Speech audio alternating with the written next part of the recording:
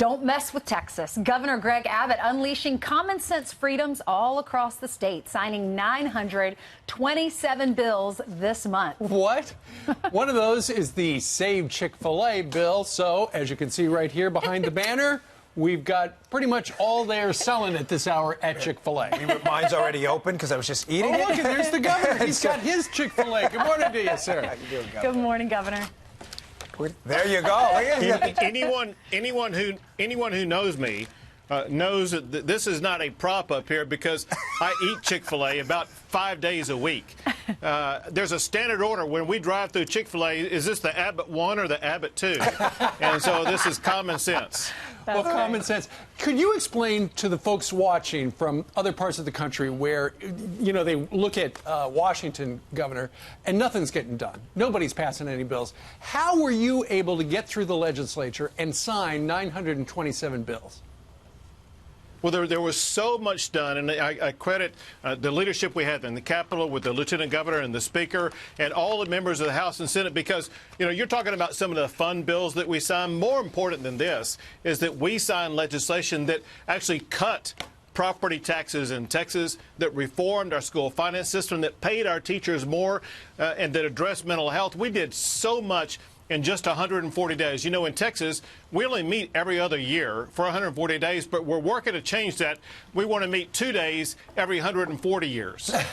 You know, I know a lot of folks in Texas are talking about what you've done with Chick-fil-A, the lemonade stand. I'm also reading about how you're cutting property taxes there. I lived in Texas, and we didn't have to pay state taxes, but the property taxes were astronomical, so that's awesome. Tell me more about that. Well, listen, property taxes have been going through the roof. And so we did two things to reduce property taxes. We took $5 billion of money that was coming into the state of Texas to buy down the property tax rates. And then we put a limit on the ability of taxing authorities to be able to raise your property taxes in the future. So this will be both immediate and lasting property taxes in Texas that help our businesses, especially our small businesses, as well as help our homeowners. Governor, I want to congratulate you first. I think the single worst technological development in human history is the red light camera, which you have now banned in Texas, which ironically will create more traffic in Texas as people move to Texas to get away from red light cameras. So nice job there. But on a serious note, you had a relatively close election in the Senate between Ted Cruz and Beto O'Rourke. Kind of surprised a lot of people. Are we having an issue with the Republican Party? Are they having an issue in Texas?